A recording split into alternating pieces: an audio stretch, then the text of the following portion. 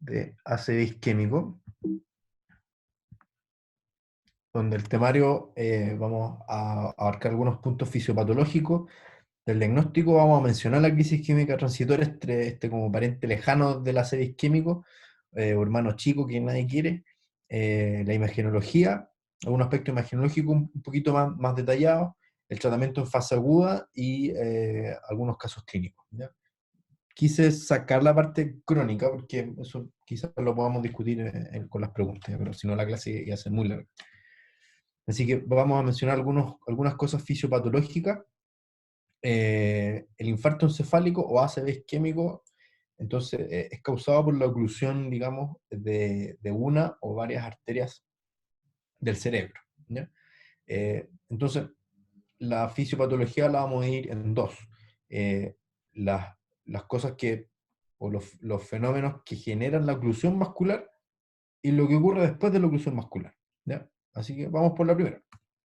Entonces, este diagrama a mí me gusta mucho, es del libro de Kaplan, de Stroke, que es un libro muy clínico, y que, digamos, va a ayudarnos a descifrar la primera parte de la pregunta fisiopatológica, que es por qué, cómo y dónde hay oclusiones vasculares cerebrales, ¿ya?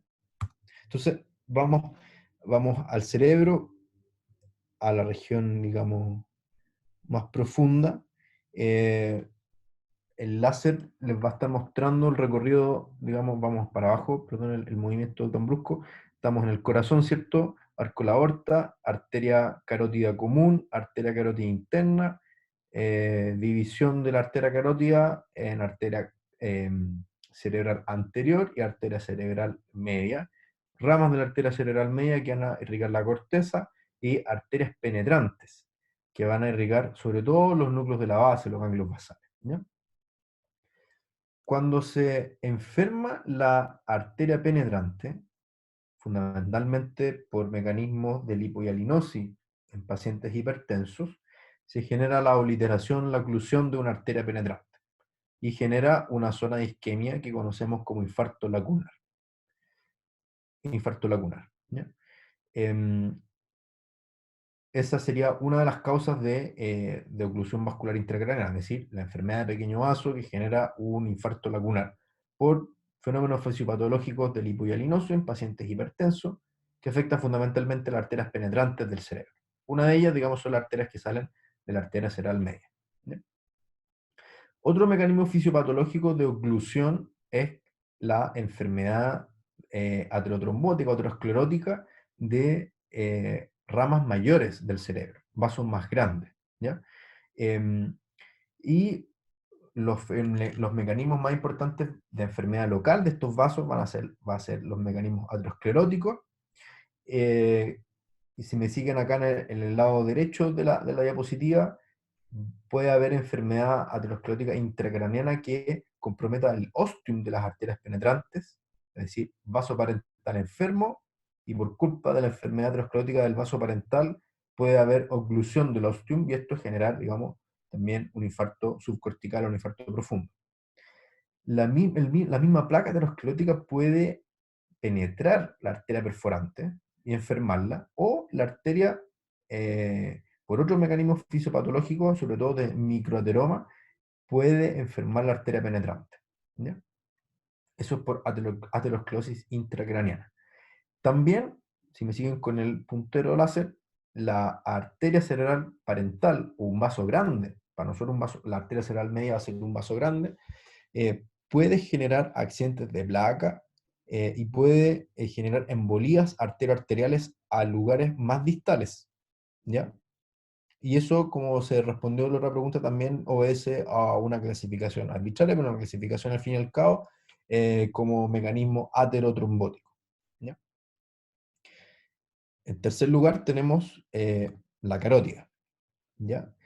Por una enfermedad carotídea, aterosclerótica, o también por disección arterial, pueden haber mecanismos de hipoflujo o de embolia arterioarterial desde el segmento cervical de esta arteria a los segmentos intracraneanos, y por embolia arterioarterial o hipoperfusión puede haber oclusión oclusión de, en el primer caso, de una arteria intracraneana, y eso es generar caída del flujo sanguíneo cerebral en esa zona que irriga esa arteria en particular y producir un infarto encefálico.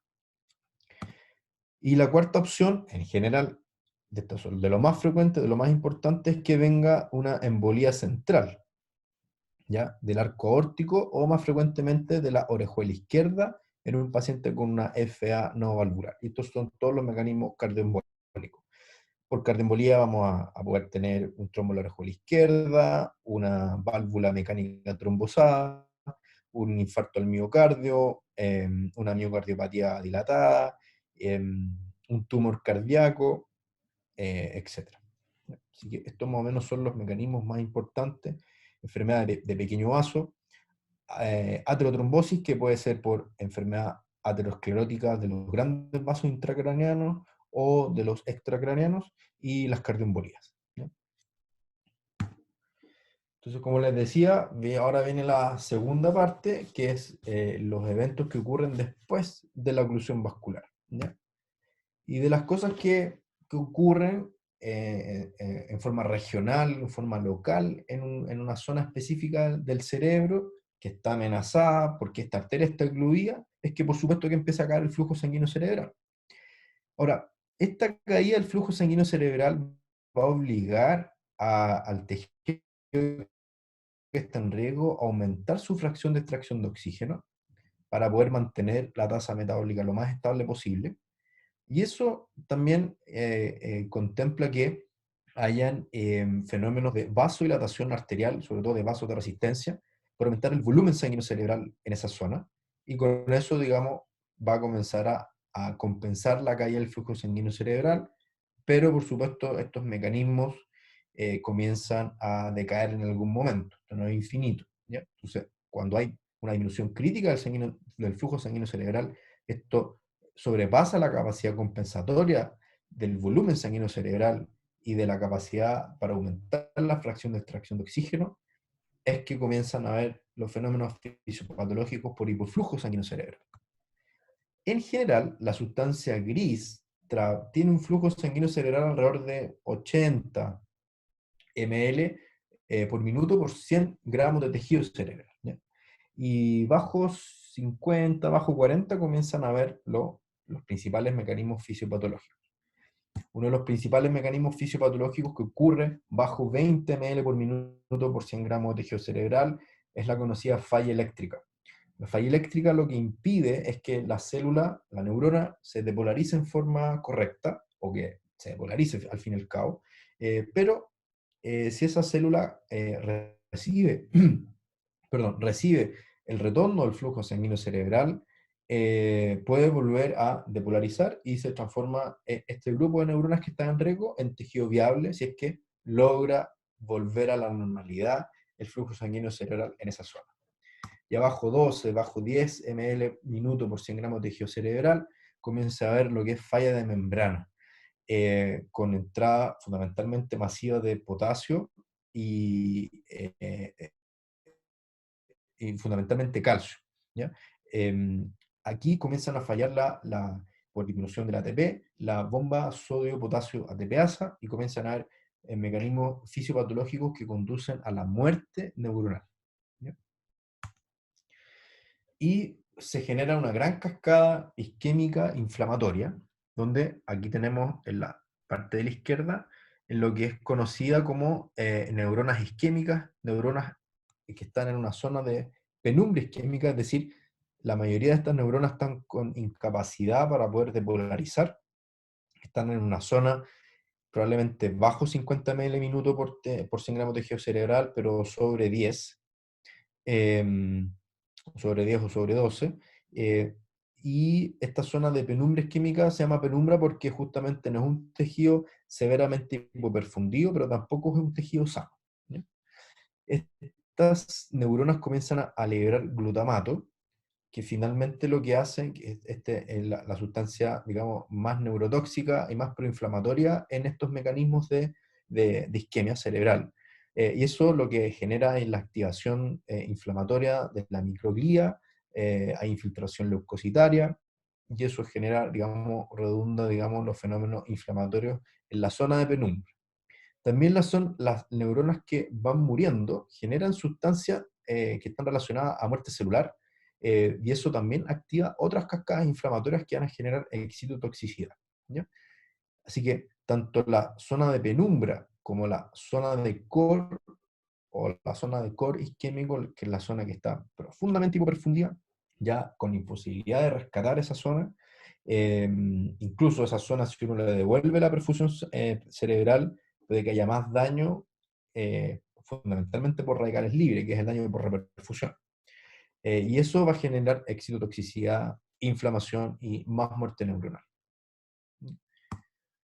Así que vamos a tener en varias zonas del tejido cerebral, esto es una caricaturización de lo que ocurre, pero esto ocurre en varias zonas del tejido cerebral amenazado, que es el territorio de la arteria que está ocluida o estenótica, una zona de core isquémico, que es una zona de isquemia profunda, con tejido no rescatable, con hipoflujo cerebral severo, y zonas a los lados que van a estar rodeando esta región de hipoperfusión máxima, que se llama zona de penumbra isquémica, que es la zona que podemos, digamos, eventualmente rescatar.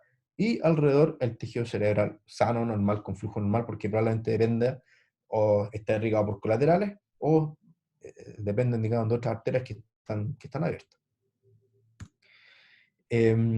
¿Cuántas neuronas se pueden perder por minuto? Esta es una cuantificación clásica que nos permite a nosotros correr para toda la atención del paciente con ataque cerebrovascular, desde que nos notifican desde el SAMU, desde la ambulancia, hasta que llega el triage, hasta que lo atendemos en el box, es todo corriendo, porque sabemos que por minuto la pérdida neuronal es cerca de 2 millones en número. 2 millones de neuronas se pierden por cada minuto de tejido que está, digamos, severamente hipoperfundido, y sumado también al tejido que está en penumbra, que se empieza a transformar en tejido de core isquémico, ¿ya?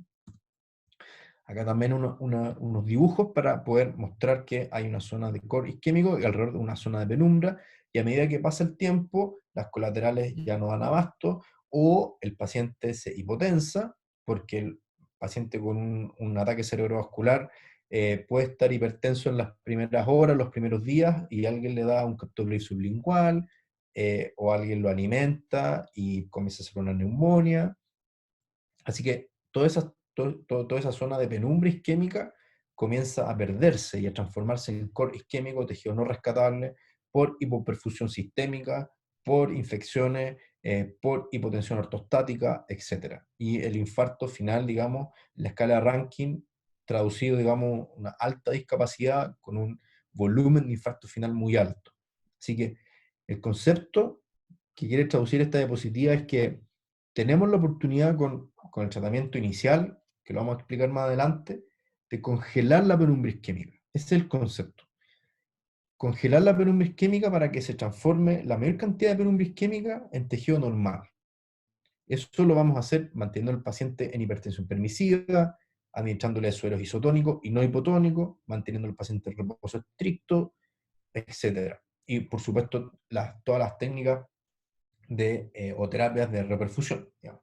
Pero la neuroprotección, que uno, a veces la gente se llena la boca con esa palabra, la neuroprotección son cosas no farmacológicas muchas veces, que son sencillas, que son fáciles de seguir y que van dirigidos a congelar la penumbra isquémica, que se transforme lo más posible esa zona de hipoperfusión en zona de tejido cerebral normal. Y eso se puede hacer. Vamos con el diagnóstico. ¿Ya? El diagnóstico es clínico, ya les había transmitido esta foto para simbolizar el perfil vascular de un ataque cerebrovascular. Entonces va a haber pérdida de función en forma súbita del campo visual, de la simetría facial, pérdida de la tonicidad muscular, pérdida de fuerza, pérdida de sensibilidad en un lado del cuerpo. Entonces, brusco, súbito, focal, de rápida aparición y generalmente con un síntoma negativo, es decir, el paciente pierde una función neurológica, ¿ya? Así que hasta ahí está bien fácil en verdad, pero hay algunos desafíos diagnósticos. El diagnóstico se pone un poco difícil, sobre todo cuando hay dos escenarios. Uno, el síndrome vertiginoso, y el otro es el síndrome confusional, ¿ya? El síndrome vertiginoso, lo que yo les recomiendo en esta diapositiva es agrupar todos los pacientes, todos los síntomas del paciente, ya sea mareo, ya sea inestabilidad, ya sea vértigo externo, ya sea nosilopsia, ya sea que el paciente se siente inestable o el paciente siente que se mueve o que ve que se mueve su entorno en cualquier dirección, etcétera. Todo eso, agrúpenlo en un síndrome vestibular. Y al síndrome vestibular le vamos a hacer tres preguntas: si tiene gatillantes o no, cuál es su curso o duración, y si tiene síntomas o signos acompañantes, ¿ya? Según eso, vamos a construir algunos subsíndromes del síndrome vestibular, ¿ya? Entonces, ya los vamos a clasificar de acuerdo a temporalidad y si es que existe un gatillo, ¿ya? Entonces, por temporalidad vamos a hablar de síndrome vestibular o síndrome vertiginoso episódico, aquel que es transitorio, el paciente se presenta sin sintomatología, o que es agudo, ya está establecido y el paciente se presenta con síntomas, por lo menos con 24 horas de evolución. Si es que lleva 10 o 12 horas y la sintomatología, digamos, está presente, también lo vamos a considerar agudo.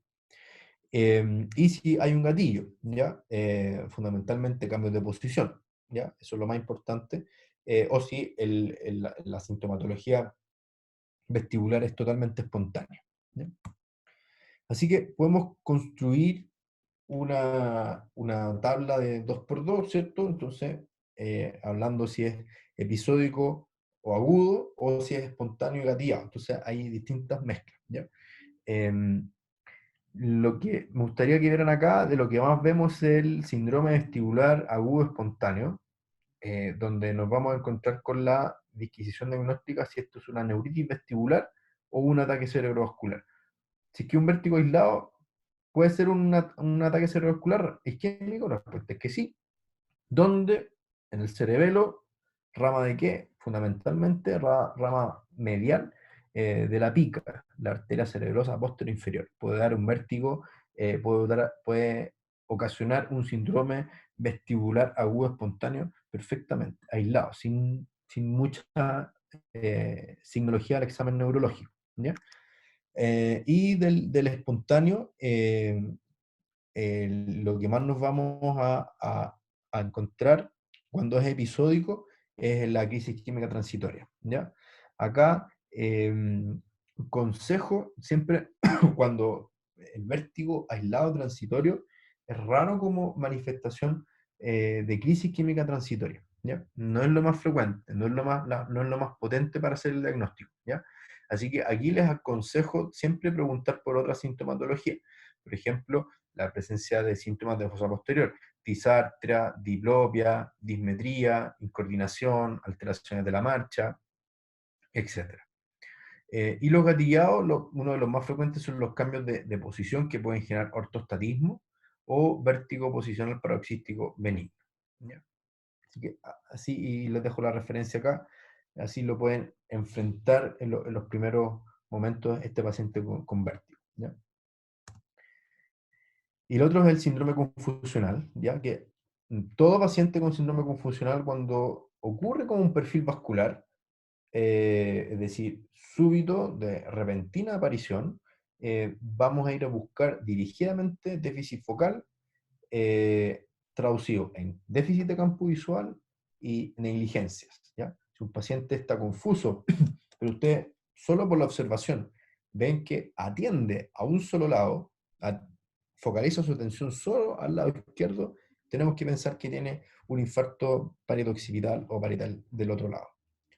Y el box de urgencia a todo paciente confuso, sobre todo si tiene sospecha de perfil vascular, tenemos que hacer un examen eh, de campo visual, eh, aunque sea por amenaza si el paciente no está cobrando porque está muy confuso. Eso es crítico porque del diagnóstico diferencial del síndrome confusional está el ataque cerebrovascular.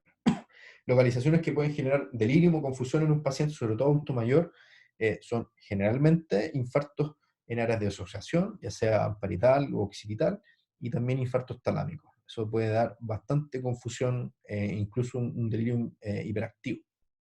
simularlo, por supuesto, y la clave va a ser, por supuesto, la epidemiología del paciente, el perfil vascular de los síntomas y estos hallazgos que a veces pueden ser sutiles, pero que tenemos que evaluarlo en todo paciente con un síndrome confusional agudo. Aquí una foto de un escáner con un infarto del territorio de la ACP izquierda, que en un ejemplo lo vamos a detallar. De la crisis isquémica transitoria, de nuevo, la misma fotografía, ¿cierto? Es un evento clínico de origen cerebrovascular isquémico, pero también puede ser de origen retinal. Y ahí entra el gran concepto de la amaurosis fugax, que son crisis isquémicas transitorias de origen de la retina, que una de las principales causas va a ser embolías arterioarteriales o hipoflujo desde una enfermedad aterosclerótica de la carótida interna extracraneana ipsilateral a la pérdida de visión transitoria. Así que, por supuesto, que va a corresponder a un síndrome neovascular y se va, por lo menos, ya sea el retiniano o al cerebral, va a tener este perfil. Y las definiciones antiguas hablan de 24 horas de duración, pero lo que vemos es que dura menos de 60 minutos. ¿Ya? ¿Cuál es la importancia de diagnosticar una crisis isquémica transitoria? Es que entre el 20 al 25% de los infartos encefálicos van a ser precedidos por una crisis isquémica transitoria, fundamentalmente en los últimos 7 días, y hasta un 50% puede tener una lesión del parénquima en técnicas de difusión que ven con bastante precisión y sensibilidad zonas de edema citotóxico. Acá les dejo una tabla donde aparecen cuáles son los síntomas transitorios que orientan en forma más contundente a una crisis química transitoria, los que posiblemente lo constituyen y los que en verdad no. Acá les quiero hacer la distinción inmediata, que cuando hablamos de pérdida de conciencia, la crisis química transitoria generalmente no es de los diagnósticos diferenciales que nosotros buscamos.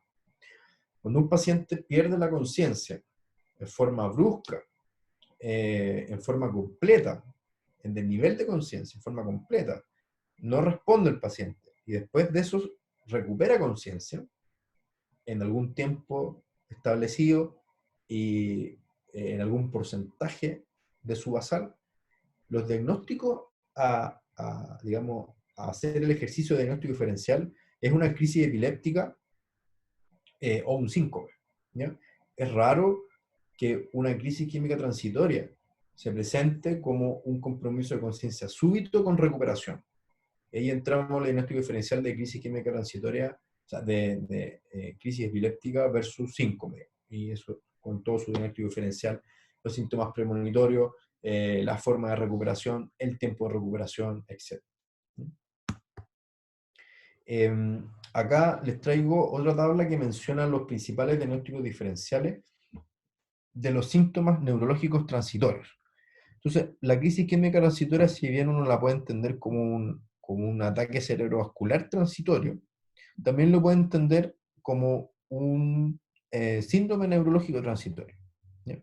Donde importa considerar también a la migraña, sobre todo cuando es con aura, y a la crisis epiléptica dentro del diagnóstico diferencial. Y ahí lo que nosotros vamos a establecer, por eso es importante la semiología en este caso, bueno, en todos los casos, es si el síntoma es negativo o positivo, cómo es la instalación de los síntomas, cuánto dura, eh, si hay compromiso de conciencia o no, si hay cefalea, si hay síntomas premonitorios y si hay recurrencia y de qué tipo. Y esto nos va a ir a ayudar a construir de a poco el diagnóstico de estos síntomas neurológicos transitorios, si es una crisis química transitoria, una migraña con aura o una crisis epiléptica focal. Es difícil. De los pacientes con crisis química transitoria, como decíamos, un porcentaje importante en los siguientes 7 días va a ser un infarto encefálico.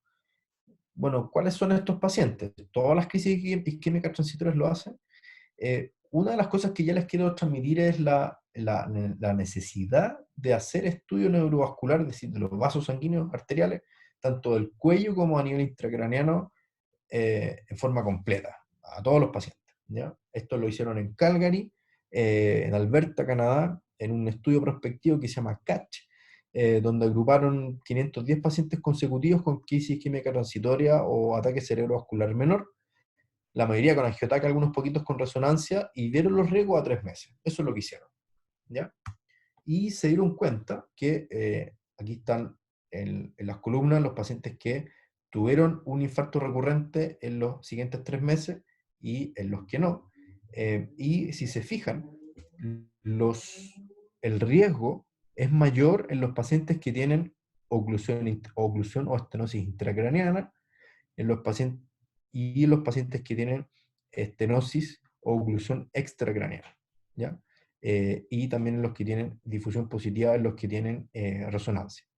El estudio CATCH, entonces, uno de los que se hizo en Calgary, Canadá, uno de los trabajos más importantes para poder darnos cuenta que tanto en crisis química transitoria o en infartos muy pequeñitos clínicamente, es muy importante detectar precozmente el estatus neurovascular de nuestros pacientes, tanto para los vasos intracraneanos como los extracraneanos. Y esto lo podemos hacer, como lo hablamos en la clase introductoria, con un angiotac.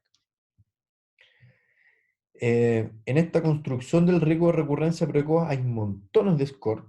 El más ocupado es el ABCD2. Les traigo el ABCD2-3i,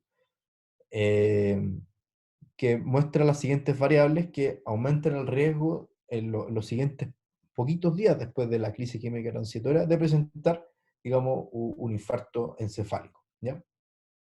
Los pacientes mayores de 60 años, los pacientes hipertensos, los pacientes cuya semiología de la crisis química transitoria consistió en un déficit del lenguaje, en paresia unilateral, en la duración, si es menos de 10 minutos o más de 1 hora o entre medio, los pacientes con diabetes. Si tuvo en los últimos 7 días otra crisis isquémica transitoria, el valor de las imágenes como la estenosis de la arteria carótida interna o difusión positiva, o sea, que la secuencia de difusión en resonancia magnética muestre una pequeña zona de isquemia cerebral.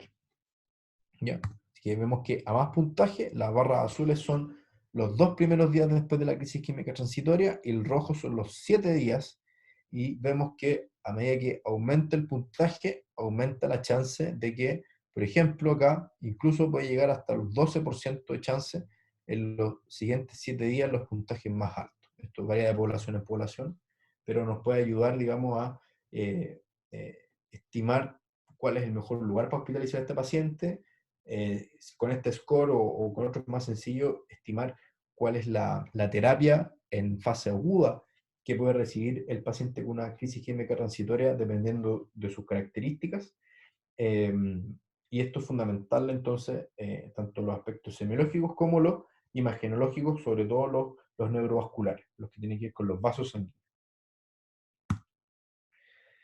Algunos datos extra de imagenología, la tomografía computada ya habíamos hablado, puede ser normal en las primeras horas, y dimos un ejemplo en la clase introductoria.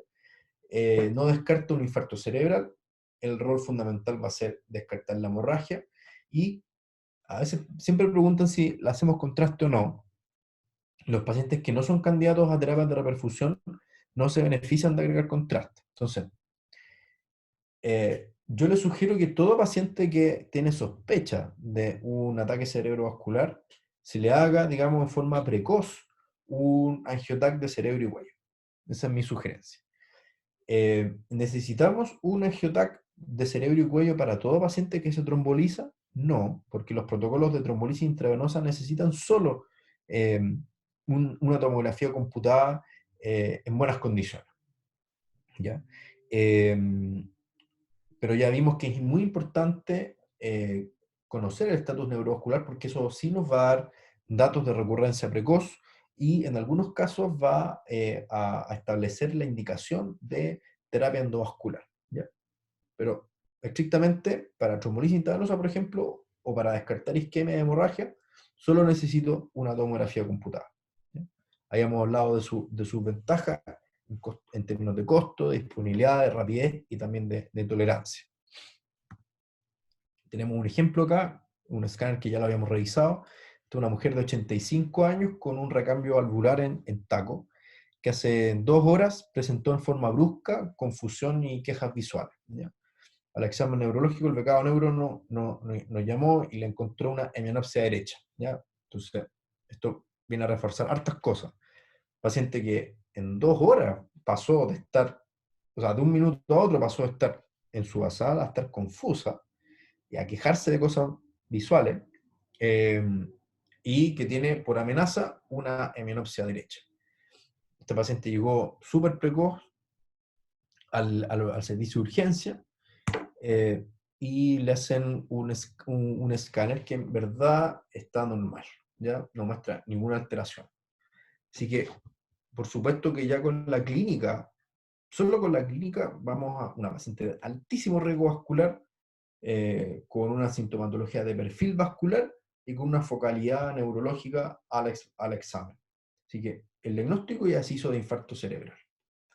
Eh, muy probablemente cardioembólico, y como queríamos anticoagularla precozmente, lo que se hizo fue en 24 horas hacer un control de imagen, y ahí apareció el infarto de ACP izquierda, arteria cerebral posterior izquierda. Entonces, diapositiva como ejemplo para entender el valor que tiene el escáner. Descartó la hemorragia en este caso de una paciente que estaba con terapia anticoagulante con un déficit, con una sintomatología de perfil vascular, perfectamente puede ser una hemorragia, eh, y que el diagnóstico lo hacemos con escáner normal, perfectamente. Y en el seguimiento, digamos, el escáner ahí nos habló de un infarto de ACP izquierda. El angiotac, de nuevo, una de las principales misiones que tiene el angiotac es de la detección de una oclusión vascular intracraneana mayor, o LVO por las siglas en inglés, que aquí la estamos viendo en una paciente nuestra, una oclusión de la ACM derecha, ¿ya? ¿Por qué es tan importante diagnosticar, digamos, las oclusiones vasculares? Porque van a trombectomía mecánica. Y la trombectomía mecánica nació porque los pacientes con oclusiones vasculares mayores, intracraneanas, les va muy mal, ¿ya? De un estudio prospectivo de 2 hospitales universitarios estadounidenses que dieron todos los pacientes que tenían oclusiones vasculares intracraneanas y que no habían recibido ninguna terapia, ¿ya? Estos son los resultados a 6 meses. Fíjense los que tienen la oclusión de la paciente que tenemos en la foto. Oclusión de M1, ¿ya? Oclusión de M1 en general da un NH bastante alto, de 13 acá, en promedio, ¿cierto? Y vean la alta discapacidad, incluso la mortalidad, en ranking de 3 a 6 en los pacientes que tienen un NH más de 10, y oclusión de M1 llega hasta el 76%. Y la mortalidad, digamos como outcome aislado, la mortalidad en los pacientes con oclusión de M1 y NH más de 10 llega al 32%. Lo más terrible de esto es que de este 32%, 2/3 de esa mortalidad es intrahospitalaria.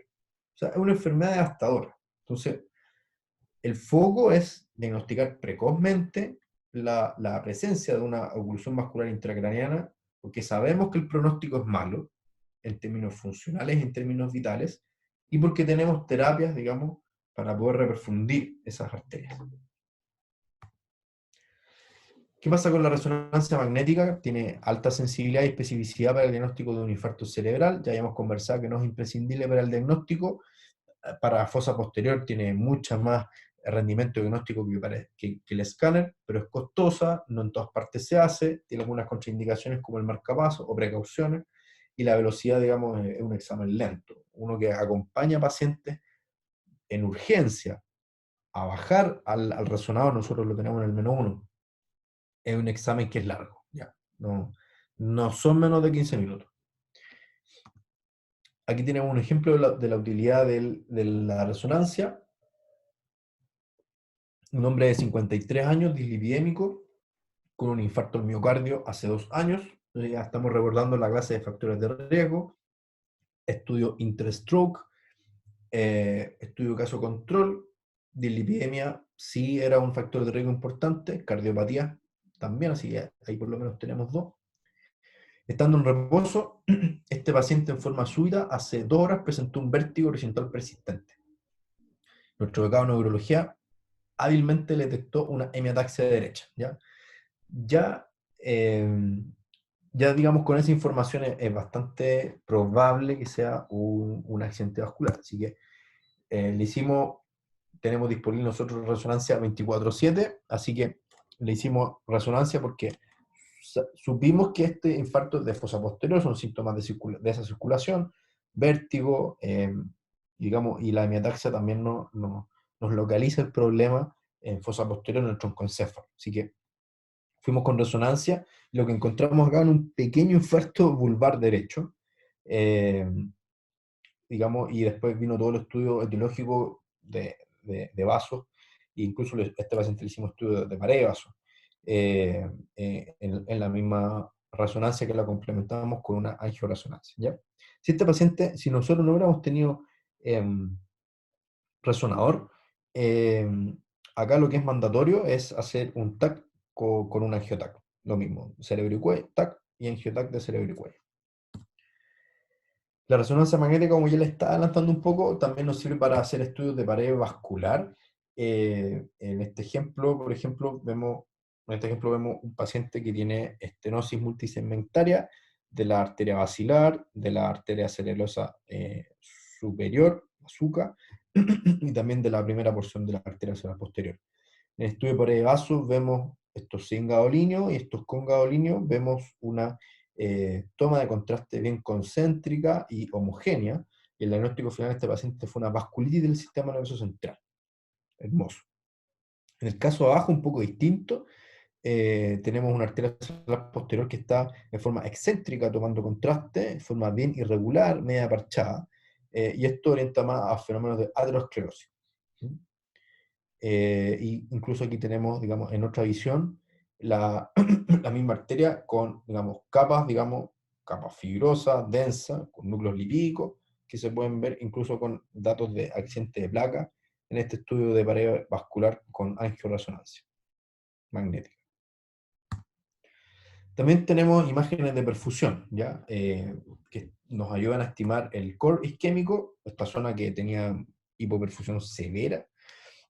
También podemos estimar el tamaño de la penumbra isquémica, esta zona que está con hipoflujo cerebral, oligoemia, que está con falla eléctrica solamente, y podemos establecer la existencia de un mismatch o una discordancia. Si el paciente tiene mucho tejido en penumbra isquémica y poco tejido que ya no es salvable, y mucho déficit neurológico, y una arteria tapada, esa arteria tapada, independiente de cuánto tiempo el paciente lleve evolucionando con su ataque cerebrovascular isquémico, merece ser destapada, ¿ya? Atendiendo a que el paciente tiene muy poco tejido que es poco recuperable, y mucho tejido que tiene penumbra isquémica, al devolverle el flujo sanguíneo cerebral, lo más probable es que ese tejido de penumbra isquémica se transforme en tejido cerebral normal, ¿ya? Así que tenemos ventanas hasta 24 horas en la formalidad, pero hay casos reportados hasta 10 días de este mismatch core isquémico y penumbra isquémica, que los pacientes se han recuperado bastante bien al realizar algunas terapias de reperfusión. Vamos a algunos aspectos terapéuticos en fase aguda, ¿ya? Vamos a hablar de 7 puntos clave. Este es el primero, que es la neuroprotección básica, ¿ya?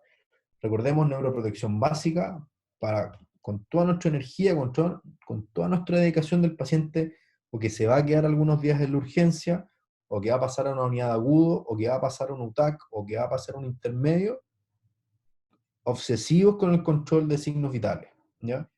Eh, Hay que mantener las constantes vitales dentro del rango normal, mantenerlo en régimen cero para evitar que el paciente aspire y haga una neumonía, mantenerlo en reposo para evitar que se caiga, para evitar que haga fenómenos ortostáticos, hipotense, y que la penumbra se convierta en tejido no rescatable, y tratar siempre con soluciones isotónicas. Teóricamente con las hipotónicas puede haber un poquito más de edema cerebral si el infarto, digamos, es grande, y no hipotensar. Eso es lo peor que podemos hacer, ¿ya?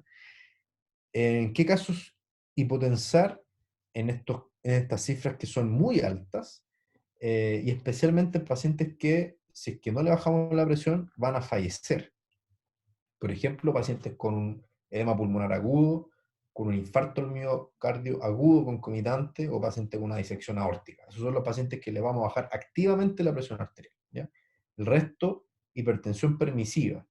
hipertensión basada en la fisiopatología de la oclusión vascular de mi paciente. Y esa información la vamos a obtener no solamente con los aspectos semiológicos, que sirven mucho, pero también lo vamos a obtener del estudio neurovascular de mi paciente. Así que, obsesivo con el control de estos pacientes, no dañar y, por favor, mantener lo más congelada la penumbra posible. En segundo lugar, la hospitalización en una unidad especializada, que son las que estamos hablando, que son las UTAC, ¿ya? En beneficio muy superior en mortalidad, en dependencia, en institucionalización, para todo ataque cerebrovascular, a toda edad, y ya sabemos, digamos, en varios, digamos, reportes de costo-efectividad a lo largo y ancho del planeta que hablan que esta intervención es útil y costo-efectiva. La trombolisis intravenosa como tercer punto. La trombolisis intravenosa la vamos a entender como un tratamiento farmacológico para pacientes fundamentalmente con inicio presenciado de su infarto cerebral de menos de 4 horas y media de evolución, ¿ya? También se puede hacer en pacientes con infarto o con síntomas del despertar o con un inicio más o menos desconocido de síntomas, pero el grueso de la evidencia y el grueso del uso de la trombolisis intravenosa está para pacientes que tienen inicio presenciado de sus síntomas de menos de 4 horas y media de evolución, ¿ya? Es imprescindible realizar un escáner que descarte la hemorragia y hay guías, digamos, la más completa es la guía de la AJA del 2019 de manejo agudo del infarto cerebral, ¿ya? Y ya tiene varias precauciones y contraindicaciones acerca de la trombolisis intravenosa, ¿ya?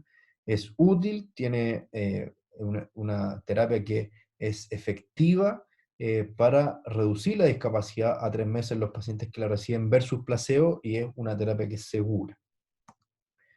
Estas son las principales recomendaciones de esta guía que les mencionaba, las recomendaciones más fuertes, que fundamentalmente son en menos de 3 horas para pacientes de cualquier edad, de cualquier severidad, y hasta 4 horas y media, fundamentalmente en los pacientes menores de 80 años, ¿ya? En los pacientes de más de 80 años sí hacemos trombolisis intravenosa hasta las 4 horas y media. Lo que pasa es que la fuerza de la recomendación es moderada en vez de fuerte, ¿ya? Porque hay un poco menos de evidencia, pero la hay, de que los pacientes a cualquier edad se benefician de trombolisis intravenosa hasta las 4 horas y media. Eso lo quería destacar de esta tabla. Probablemente van a dar algunas preguntas de trombolisis intravenosa, así que vamos a avanzar en terapia endovascular. Esta consiste en la trombectomía mecánica, ¿ya? Es imprescindible antes de considerar la trombectomía mecánica en diagnosticar positivamente la oclusión de una arteria intracraneana, ¿ya? Lo vamos a sospechar clínicamente con NH alto, ya vimos en la curva ROC que les mostré, con un puntaje de 10, ya hay un 74-75% de chance de que el paciente tenga una oclusión intracraneana que amerite tratamiento endovascular, ¿ya?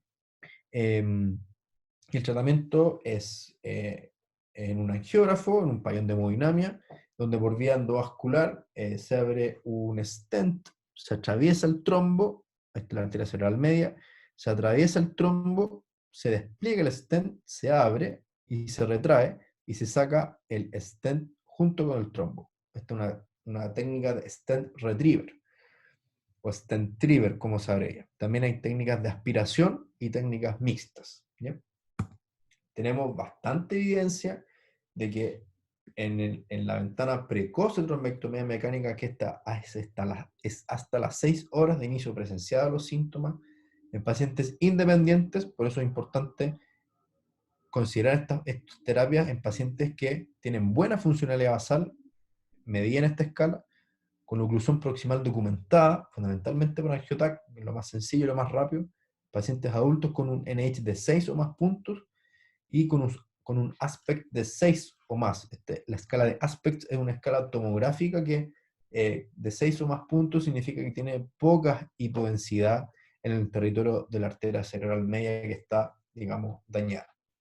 Así que podemos construir una regla de los 6, que es la 666, que es hasta las 6 horas con un NH de 6 o más, con un aspect también de 6 o más puntos, ¿ya? Estos pacientes, hay mucha evidencia que se benefician de terapia endovascular, ¿ya? Así también hay pacientes que se benefician de terapia que se llama ventana extendida, desde las 6 hasta las 16 horas y desde las 16 horas o hasta las 24 horas según los protocolos del Diffuse 3 o el DON, que son ensayos clínicos randomizados que aleatorizaron pacientes a terapia endovascular o terapia médica, que la última vez que fueron vistos bien en su basal fue en la última hasta 24 horas antes y que están clínicamente con un infarto encefálico y que tienen oclusión vascular intracraneana. Los pacientes que se les hizo el procedimiento les fue espectacular, les fue muy bien en comparación eh, con los pacientes que no se les hizo terapia, ¿ya? Así que hasta 24 horas tenemos oportunidad para eh, abrir esa arteria y devolver el flujo sanguíneo cerebral a los territorios que están hipoperfundidos. De los antitrombóticos, ¿ya? Casi todos los pacientes se benefician del uso de aspirina. Recordemos, la aspirina no es la aspirinita, no es la aspirina nomás, no es el combo pack aspirina torva, no. La aspirina es un antiagregante plaquetario cuyo uso está demostrado que reduce el riesgo relativo de infarto discapacitante, infarto fatal, en pacientes con ataques cerebrovasculares isquémicos y crisis química transitoria, al entregar la dosis sin necesaria carga entre las primeras 24 a 48 horas del evento. Incluso, como ya les comentaba, la Guía Europea de Fibrilación Auricular No Valvular, en su acápite de prevención secundaria, menciona que en las primeras 48 horas el paciente puede estar con aspirina y luego, a partir del día 3, retomar o iniciar la anticoagulación sistémica, ¿ya? Hay muy pocos pacientes que se van a beneficiar categóricamente de anticoagulación sistémica. Antes, digamos, en los 90, a todos los infartos los ponían bajo goteo de heparina, una bomba de heparina, porque sí. Ya se demostró que eso es una intervención que es inútil, eh, y que, como les digo, incluso en algunos pacientes con FA se pueden beneficiar en el hiperagudo más de aspirina que de anticoagulación sistémica, ¿ya? Quizás los que se benefician más de heparinizarlos pronto son los pacientes que tienen infartos pequeños y que tienen un altísimo riesgo trombótico, por ejemplo, con una válvula mecánica mitroaórtica que está trombosada, ¿ya? Y hay algunos pacientes que se benefician de doble integración en agudo, ¿ya? Un tema que es muy entretenido, que hay que saber reclutar bien a los pacientes. Son pacientes con ataques cerebrovasculares isquémicos menores, en la escala NIH entre 0 y 3, o 10 o crisis isquémicas transitorias de alto riesgo, que no van a trombolisis, ni trombectomía, ni revascularización de ningún tipo, y tampoco son cardioembólicos. Y los dobles te agregamos con carga de clopidogrel y dosis basal de aspirina en las primeras 24 horas por 21 días, ¿ya?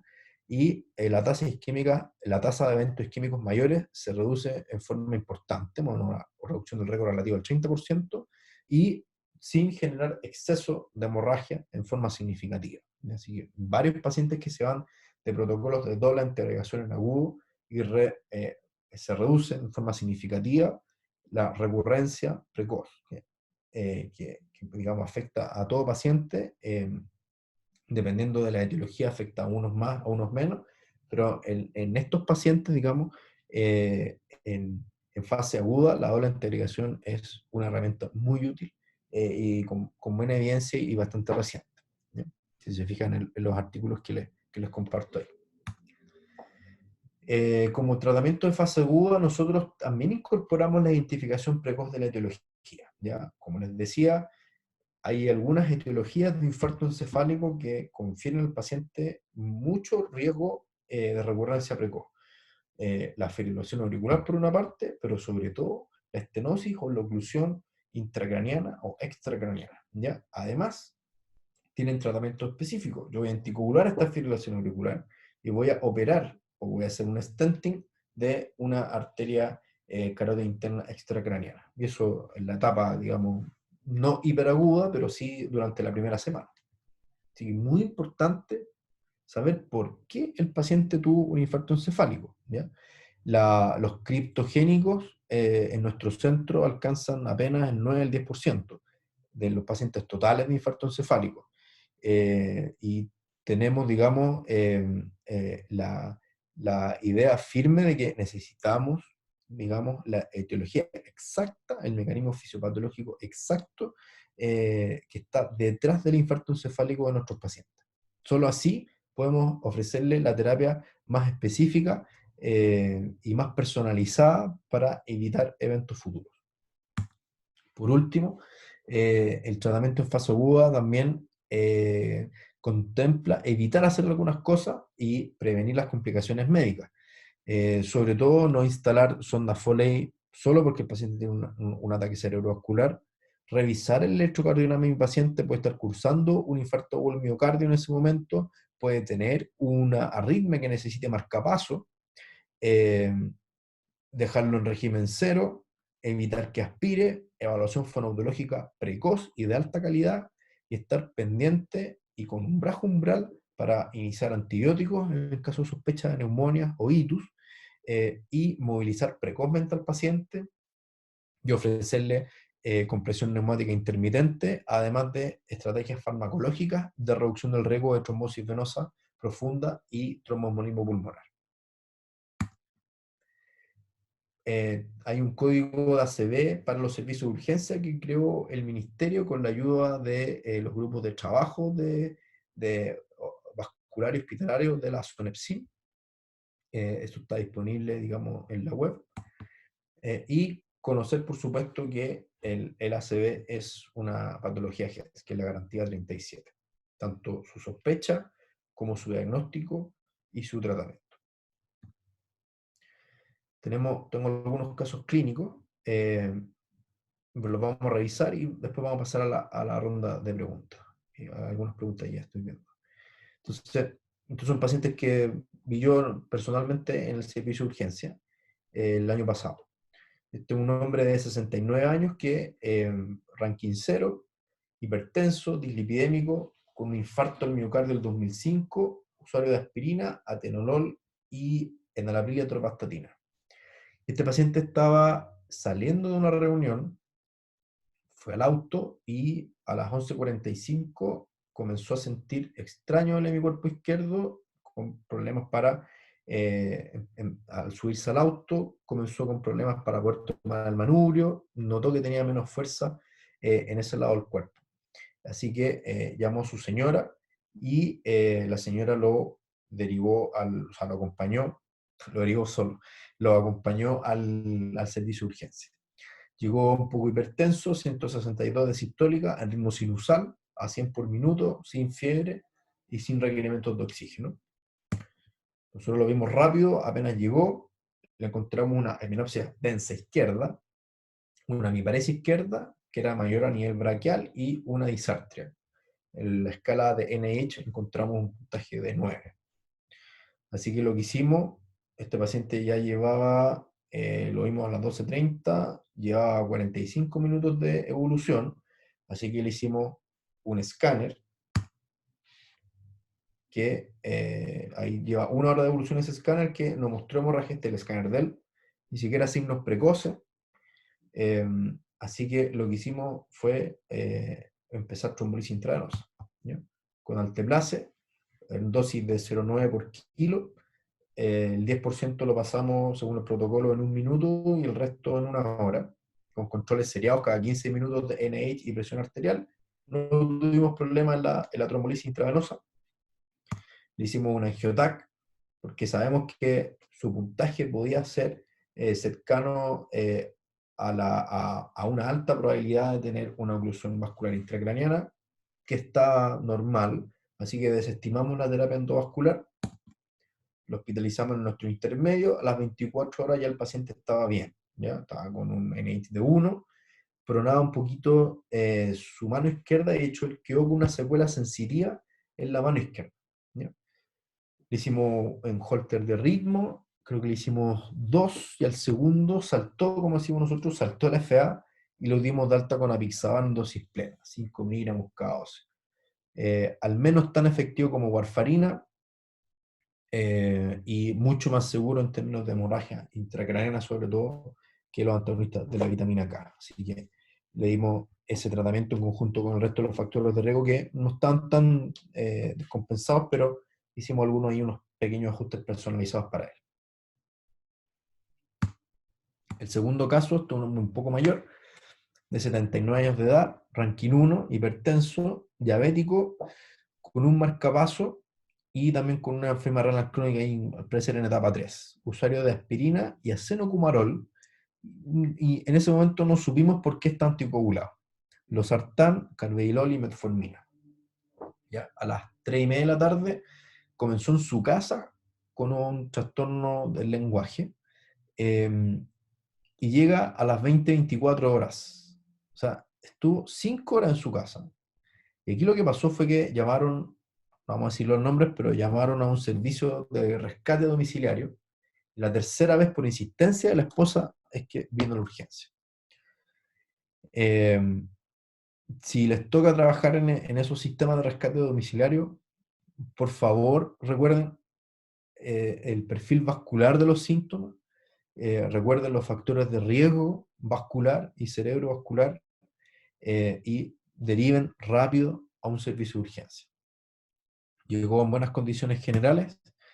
Al examen neurológico el paciente tenía harto deterioro. Tenía una mirada preferente a derecha, una hemianopsia izquierda, una hemiparesia facio-brachiorral izquierda M2 y una hemianestesia izquierda.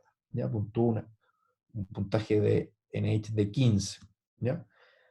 Rápidamente, imagínense lo que nos demoramos, 12 minutos, y eso igual es harto. Yo pienso que lo podríamos haber hecho más rápido todavía. Esto todo corriendo, todo corriendo. Un escáner, que este es el escáner de él, sin hemorragia, y le hicimos una angioTAC. Alta probabilidad de encontrar una oclusión intracraniana, meritoria de hacer una terapia endovascular. Así que aquí tenemos, les pido que se fijen acá en la media derecha. Esta es la media derecha que se ve abierta. Vamos a retroceder ahí un poquito. Y si se fijan, llega un momento en que esta rama, que es una rama M2, desaparece. Y ahí no la vemos. ¿Ya? Así que le diagnosticamos una oclusión de M2 derecha. Así que lo que hicimos fue ir a terapia endovascular. Si bien en la diapositiva que tiene la máxima evidencia dice arteria carótida interna terminal y M1, cuando digamos lo que se ha visto, no con esa misma fuerza de evidencia, fuerza de recomendación, nivel de evidencia, perdón, las M2, digamos, sí, que son clínicamente elocuentes, van a terapia endovascular. Lo hospitalizamos en intermedio neurológico y a las 24 horas ya el paciente estaba con un NH de 3. ¿Ya?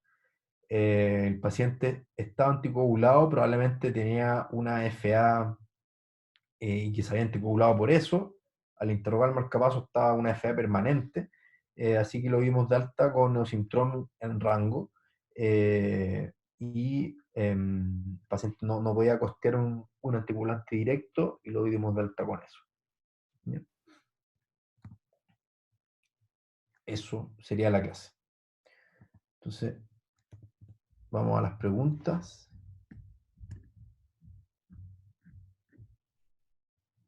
Ya, ahí vale. Entonces, Lucas dice, pregunta si la crisis química transitorio es un diagnóstico retrospectivo. Pensando en un paciente que se presenta en el servicio de urgencia con clínica de perfil vascular, focalidad y síntomas negativos. La respuesta es que sí. Si el paciente lleva 10 minutos con los síntomas, ese paciente no tiene una crisis química transitoria, tiene un infarto encefálico. ¿Ya? Si el paciente pasan 10 minutos más y se le pasa todo, va a ser una crisis química transitoria, sobre todo si tiene una difusión negativa. Pero tú no vas a esperar una hora a que se le pase el síntoma, porque perfectamente puede ser un infarto encefálico. Así que muy de acuerdo contigo, el diagnóstico lo vamos a hacer en forma retrospectiva y solo con la anamnesis del paciente. Tarek está preguntando hasta qué rango se debe bajar la PA en caso de que sea necesario bajarla. Si hay un síndrome coronario agudo, una disección aórtica, ahí el urgenciólogo o el cardiólogo o el cardiocirujano es el que nos va a indicar la pauta. Si la pregunta se me devuelve a mí, yo le voy a decir bájala hasta un 15%, máximo en 2 horas, de la máxima presión con la cual llegó el paciente. Matías Valenzuela dice, ¿cuándo hacer preferir eco de troncos supraórticos? Creo que, o sea, pienso que cuando no tienes angiotac o no tienes angioresonancia o el paciente no puede recibir ni gadolinio ni contraste, ahí vas a preferir la ecografía. ¿Ya? Pensamos que tiene mejor sensibilidad y especificidad los estudios con angiotac y angioresonancia. Sobre todo porque es difícil ver la parte intracraneana. Así que te vas a quedar con la duda de qué está ocurriendo a nivel intracraneano y te va a quedar el estudio incompleto. Eso te va a pasar. Jorge dice, pregunta, en caso de dar trombolisis, ¿tengo que bajar la presión antes de trombolizar? Trombolizo tenga la presión que tenga. Súper importante, ¿ya? Por eso les dije que hay precauciones que están en la guía de la AJA del 2019 bien explícita.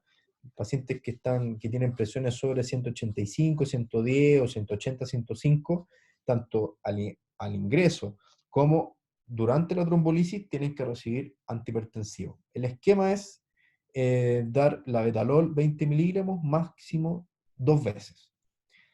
Antes de, esto es una recomendación de la guía del 2019, antes de eso, la guía eran bien tibia, decían, si es que la presión arterial puede manejarse en forma fácil, bajo estos rangos, trombolice. Si es que es muy difícil, no lo haga. Así que ya sabemos que es difícil y que es fácil. Si es que con 2 bolos de 20 máximo no baja, eso es difícil, así que el paciente se excluye de la trombolisis intravenosa y si se empieza a hipertensar intratrombolisis, a pesar de 2 bolos máximo de la betalol 20 miligramos cada uno, la trombolisis se interrumpe, se suspende. Natalia Salazar dice, ¿cuál sería el manejo del paciente que se fue a dormir sin síntomas y despierta con déficit? Ya, muy buena pregunta. Esto da para un seminario completo de el wake up stroke, el ataque cerebrovascular con síntomas del despertar. Así que siempre pensar que los síntomas neurológicos pueden ser isquemia o hemorragia, así que vamos a partir por diferenciar eso. En el caso de que fuera isquemia, em, lo vamos a algoritmizar de la siguiente manera. Si el paciente tiene un déficit discapacitante, un déficit mayor, y si el paciente además lleva menos de 24 horas de la última vez vista bien o en su basal, y tiene una oclusión de la arteria cerebral media en su porción M1 o tiene una oclusión de la arteria carótida en su segmento terminal intracraneano, ese paciente tenemos que buscar más información para ver si su discapacidad neurológica, sus síntomas neurológicos, son fundamentalmente por tejido que está ya muerto o fundamentalmente por tejido de penumbra isquémica. Si le hacemos una resonancia magnética y la difusión muestra un punto muy pequeño, quiere decir que esa zona de punto muy pequeño o zona, digamos, alterada en la difusión de la resonancia magnética que es de edema citotóxico y se relaciona más o menos bien con tejido no rescatable, quiere decir que la mayor parte del déficit del paciente está provocado por tejido que está en penumbra isquémica y todavía no se infarta totalmente.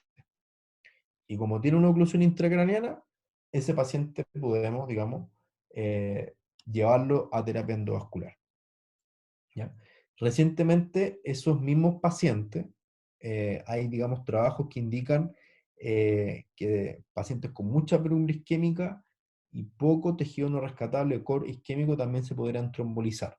De eso acá en Chile no tenemos mucha experiencia, ¿ya? Pero el manejo del paciente que se fue a dormir sin síntomas y despierta con déficit, entra en este algoritmo ver si hay isquemia de hemorragia, si hay isquemia, ver qué tanta isquemia ya no es rescatable, qué tantas áreas es posiblemente de penumbra, y si el paciente tiene una oclusión vascular intracraneana. Ese sería más o menos el enfrentamiento. José León Vargas pregunta si el uso de stent retriever no provoca daño mecánico del endotelio. Si es así, ¿no aumenta el riesgo de nuevas trombosis? Teóricamente sí. No está demostrado, y de hecho al revés. O sea, al paciente sí o sí le conviene, no sí o sí, pero un paciente que tiene indicación de trombectomía mecánica es porque pensamos que el beneficio supera los riesgos. y sí o sí el beneficio de retirar el trombo en una arteria cerebral va a ser mayor que el posible daño endotelial que sí ocurre, el posible daño endotelial que ocurre, digamos, al estar instrumentalizando la arteria. Más que daño endotelial, lo que a veces se produce en el pabellón es vasospasmo.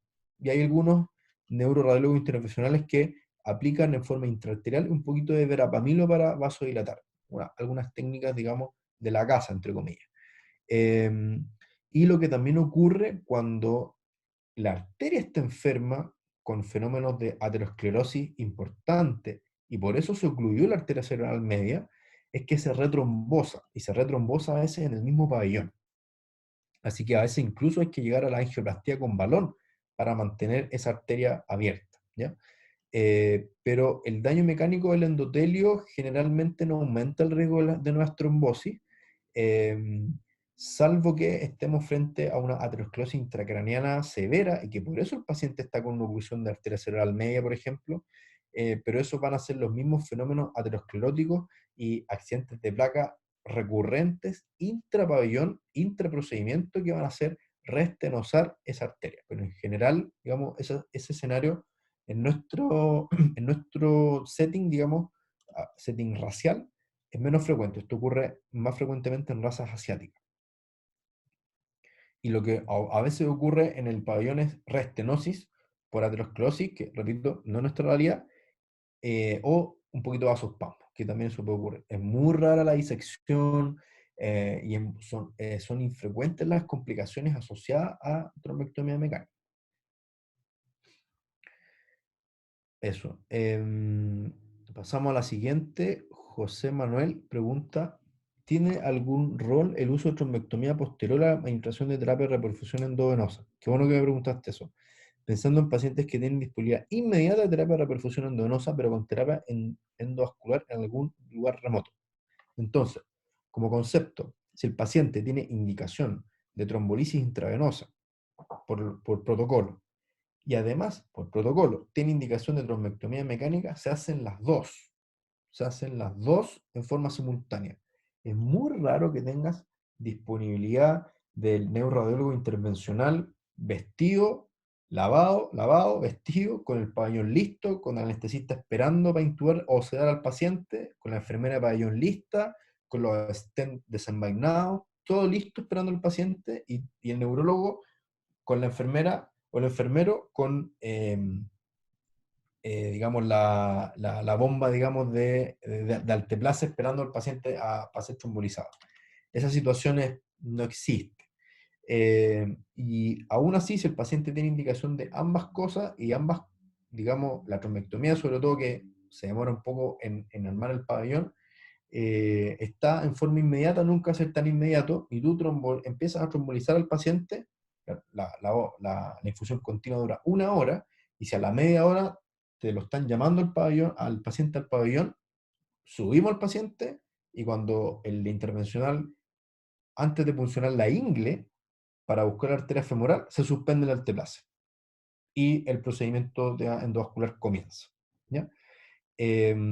Así que no hay, y tampoco hay que esperar a que haga efecto la trombolisis intravenosa para activar una trombectomía mecánica. La trombectomía mecánica o la terapia endovascular no es una terapia de rescate, no es una terapia que vaya a rescatar una trombolisis fallida. No, son terapias que se dan en forma simultánea, e incluso se ha visto en forma retrospectiva que aquellos pacientes que reciben terapia endovascular, trombectomía mecánica, que se trombolizaron, podrían tener una mejor tasa de recanalización, podrían tener incluso mejor desenlace funcional a 3 meses. Eso en forma retrospectiva, bajo nivel de evidencia. Pero hay cierta orientación a que sí, ¿ya? Así que eh, la terapia endovascular no es terapia de rescate, no viene a rescatar una trombolisis fallida, no hay que esperar a que responda el paciente a la trombolisis intravenosa para recién activar la terapia endovascular, se hacen al mismo tiempo, tú trombolizas al paciente y al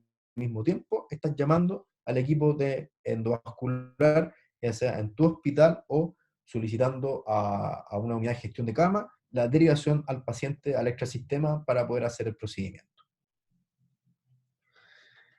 Claudio pregunta, en caso de no tener cerca un centro con TAC y aún estoy en periodo de ventana, ¿existe algún signo clínico que permita orientar más a causa isquémica y así poder realizar una trombosis intravenosa?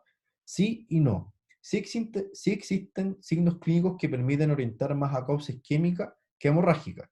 En realidad al revés. Hay, hay algunos que orientan a que el paciente tiene una hemorragia más que una isquemia. Por ejemplo, bajo nivel de conciencia, paciente muy hipertenso, náusea, vómito, y el paciente con una paresia muy espástica. Eso pudiera, digamos, acercarse más a una hemorragia que un infarto. Pero eso no permite en ningún caso trombolizar al paciente sin tener un escáner. Condición sine qua non para trombolizar a un paciente, para aspirina, para doble antiagregación, para anticoagulante, es una imagen que descarte hemorragia. ¿Ya? Matías pregunta, doctor, en el caso de pacientes con AVE isquémico que tienen riesgo de transformación a AVE hemorrágico, ¿qué alternativa terapéutica debería utilizarse? Ya, ahí súper difícil la pregunta porque depende mucho de la etiología, ¿ya? Por ejemplo, un infarto con transformación hemorrágica lo podemos ver en un paciente con una endocarditis infecciosa, y ahí la alternativa terapéutica va a ser antibióticos o operar al paciente de su válvula infectada, con aneurisma, etc. Y probablemente también depende de la cuantía de la hemorragia, y en el caso de que no sea algo infeccioso, va a depender, por ejemplo, un FA no valvular, que también puede haber transformación hemorrágica, depende de en qué momento ocurre la transformación hemorrágica, si es confluente o no, si es un petequiado hemorrágico o un hematoma, si es clínicamente elocuente, y si el paciente y la indicación del paciente de usar los antitrombóticos y de qué tipo. Así que es una decisión que es caso a caso y es bastante complejo algoritmizar eso, es muy amplio. ¿Ya? Respecto a los infartos cerebrales malignos, ¿cuál es la principal etiología? De los infartos cerebrales malignos, estos son de cerebral media fundamentalmente, en esa localización, realmente son por embolía, ¿ya? En pacientes jóvenes, por ejemplo, uno puede ver una embolía arterioarterial desde una disección de carótida interna extracraniana a la arteria cerebral media, y eso rápidamente convertirse en un infarto con tendencia al edema, a la compresión de surcos adyacentes, al desplazamiento de línea media y a la aparición de hernias cerebrales. ¿Ya? En pacientes mayores puede ser una FA, pero generalmente casi siempre son embolías arterioarteriales o embolías o cardioembolías. Eso sería, doctor. Eso. ¿Respondimos cuántas preguntas? Son Hartas, todas mías, ¿o no? No, hartas. esas son Ah, de no, no, la, no. son Esas de la son doctora de toda Soler. de toda la sesión. No quería contar, para después contar que respondí 20. Luego sacamos esa, una, dos, 27 preguntas, ¿sí? ¿Puede ser? Ujú. Sí, Bien. yo diría que es un buen número. Acertado. Bien, perfecto. Ya pues, si no hay Muchísimas más gracias, preguntas, doctor. entonces.